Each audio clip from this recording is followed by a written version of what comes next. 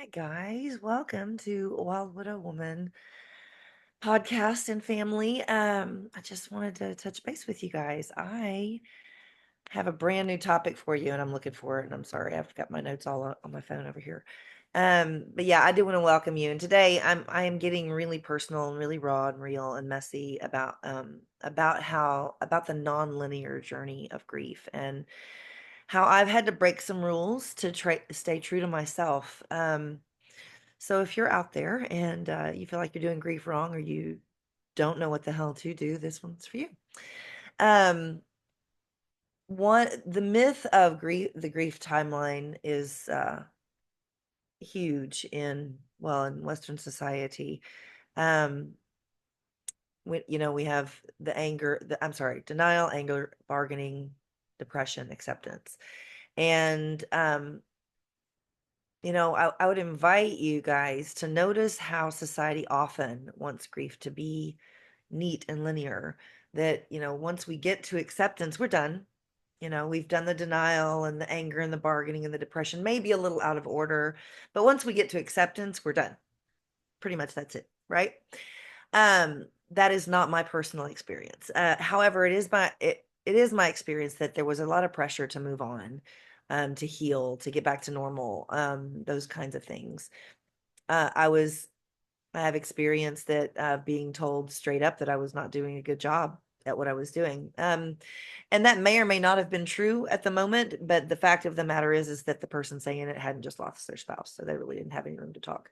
All they could do was judge what I was doing, and they didn't know how to love me where I was or love me into a better place. So, not that I could have received it at the time. It just is what it is. And as I mentioned, the common stages of grief, the denial, anger, bargaining, depression, acceptance, what those look like, um, for me, how they did not show up in order for me. um, I think that the bargaining for me did not look like, I think it happened, way early on, when Steve was in the hospital. And it didn't look like, if he does this, then or if I do this, then he'll stay, or, God, if you'll give me my husband, then whatever. It was more, I knew my husband was coming home because he told me so. Actually, that's not true. He told me that he was going to do whatever it was. He asked for my forgiveness, for not taking better care of his body, and said that when he got home, he would do whatever it was necessary to stay healthy, to take care of his new heart, because he was getting a new heart. He built, we were building him a new heart. Um, anyway, so I went home and did all the laundry so that he'd have all clean clothes for when he got home. Um, the logic behind that didn't really occur to me, but whatever. Uh, and it was my way of completing that agreement. It was not bargaining per se, but it was definitely transactional. He had asked for my forgiveness and made a commitment, so I decided I was going to, be back into that and solidify that commitment by going home and making sure that he had plenty of clean clothes to wear when he got home. Anyway, so yeah, and there's denial, anger, depression, and then acceptance. What I want you to hear from me and my experience is that none of those came in any certain order. I didn't get any level of acceptance about my life for a long, long, long time. My loss was over 9 years ago now, and I spent the better part, well, over half of it, running like hell from everything it meant to be a new widow. I was almost 5 years a widow when I decided maybe healing is a good idea. Um, and that was when a lot of acceptance showed up. But in the meantime, I'd had just to, and still do, get to deal with depression on a daily, day to day, daily basis. Um, and that is acceptance for me today. Being able to say that and say that, yeah, I have to take some medication, that I'm not a crazy bitch. I'm actually just kind of sick, like got a little mental thing going on. So I take some medicine for it. And it's not any different than if I had cancer. Would I take medicine? You bet your ass I would. Anywho, so the denial for me was, I lived, what that looked like early on for me was living like I was single, rather than a widow. I lived like I was in a breakup kind of. It was weird. Um, but again, moving forward, I don't want to linger too much on, the grossiosities of it all. Um, so some of those raw real life moments for me, a day when there's a couple of examples that I wanted to share. One of them was the very first time I ever had an anxiety or panic attack. Um, I was in the grocery store and picking up groceries for Thanksgiving. It was the day or so before. And I remember I had one of those short buggies, it wasn't one of the big giant carts. It was just a little, the double decker short ones or shallow ones rather. So I'm pushing that and I'm just barely through the entryway and I'm hitting the first like end cap kiosk thing. And my vision starts to do this and spots and speckles, and then my ears rang and a lot of things happened, physical stuff happened, and I turned to my kid and said, I think, this is what, I think I'm having a panic attack. I need you to do these things. So I handed her a list and I went out to the car, took care of myself. um that was more, I know today, more fear and sadness than my body could handle in one dose. That's why I had a panic attack. There was so much emotion around that first Thanksgiving without him there that I couldn't. I mean, just the shopping alone, it was too overwhelming. Um, I I have some notes here about being joyful. The first time I laughed so hard that I forgot my person was gone. I don't remember doing that. Um, yeah, I don't remember doing that because I never forget that he's gone. I never forget about him. Um, it may not be front of my mind all the time, but it's never a forgotten thing, obviously. I'm trying really hard to come up with a time, but I might just move past that little note and we'll hit it another time in a minute. Um, Conflicting feelings of joy and guilt, hope and sorrow. Yeah, that's a real thing.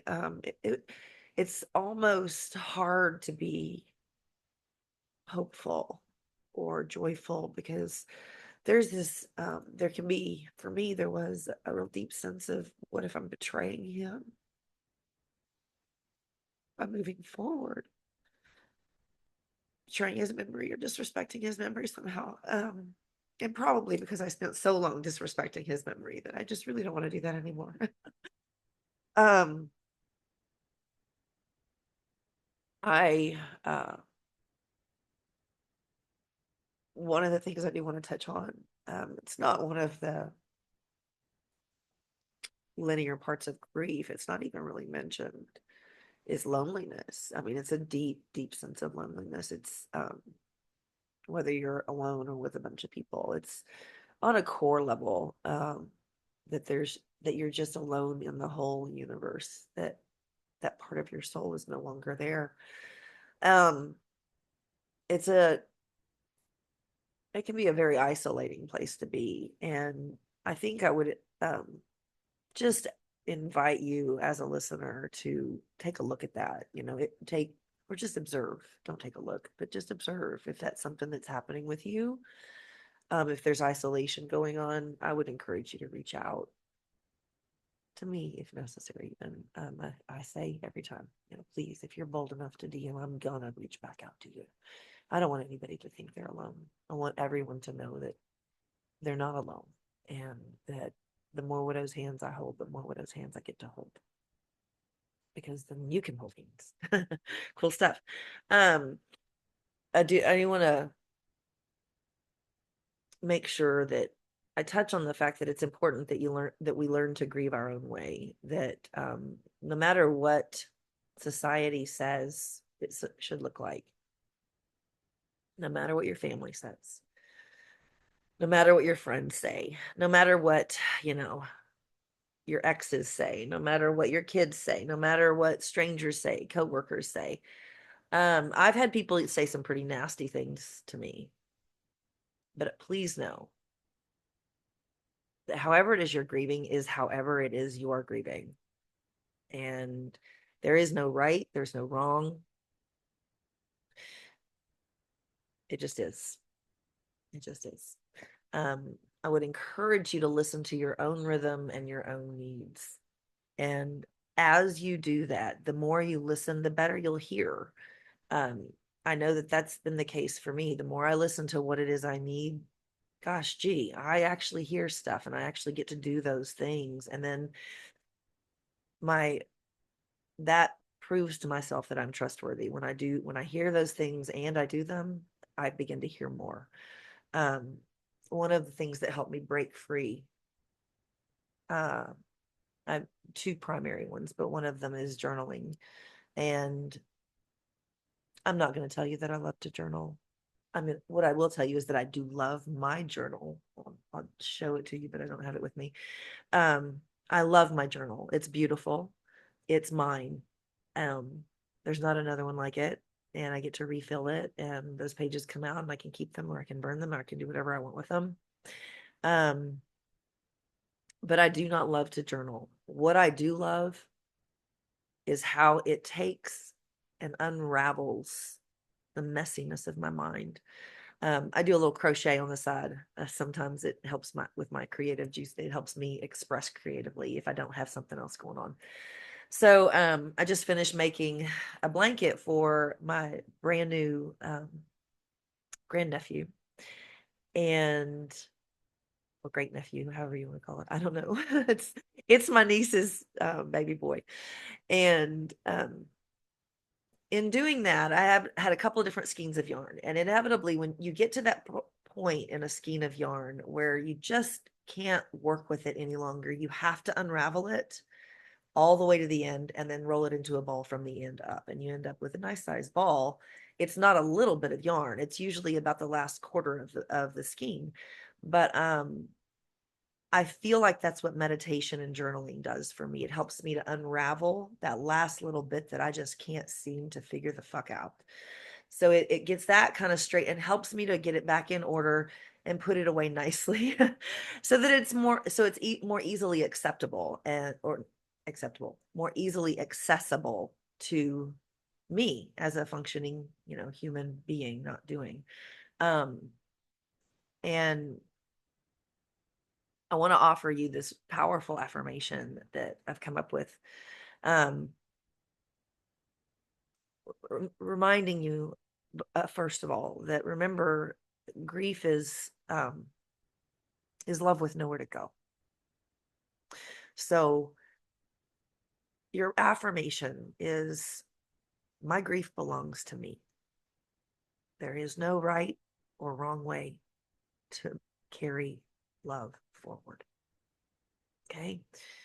So, what grief has taught me, and what it has done for me most recently, uh, it is kind of rolls into four words: strength, softness, clarity, and purpose. Um, I have found I've always known I'm a badass. I mean, I don't wear a mohawk because I don't think that I'm a badass. I know I'm a badass, but I have found softness around that. I have found and am learning to embrace the sweetness part of me. I'm not a huge fan, but I'm trying, and it's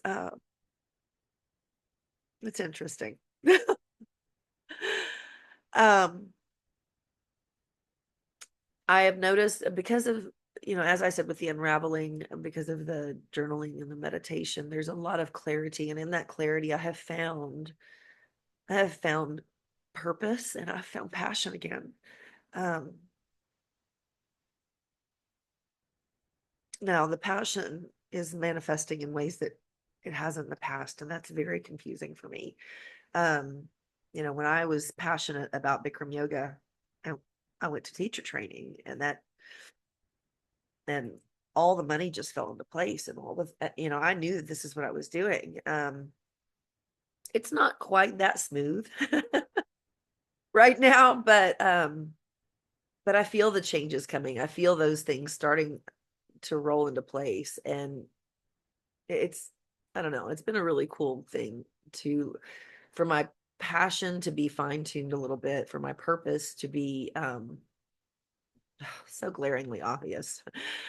And truthfully, it's the non-linear aspect of this journey that has helped me find my voice, this coaching path, and my passion to build a wild widow woman community, because I can't be the only one out there. So just to recap a bit, grief doesn't follow a rule book, so neither should you. Um, and at the end of any rule book or playbook, it doesn't tell you that you should feel bad if you did it wrong. It tells you how to correct those mistakes. It'll tell you how to do defensive and offensive maneuvers in down the line. If you were to study any board game, any field game, anything at all, no rule book is gonna make you feel bad for fucking it up. So I'm gonna invite you. I'll really, I do say that if you drop me a DM, I'll be bold enough to reach back out. But I'm gonna ask you to. I'm gonna ask you to reach out to me. I'm gonna ask you to either DM me or comment on this. I would love to hear the truth of your grief truths, if you will. Okay. Um, Not entirely sure what the next episode is going to be, but I know that I've got a couple of different things kind of off to the side that I'm working on, so stay tuned. And again, I want to just hit you with that affirmation one more time. That was my last note, was to give you that. Well, maybe I won't, because I can't find it now. Okay, here it is. My grief belongs to me. There is no wrong way to carry love forward. I really appreciate you guys being here. Thanks so much. Leave me a message, comment, like, rate, share. Peace, y'all.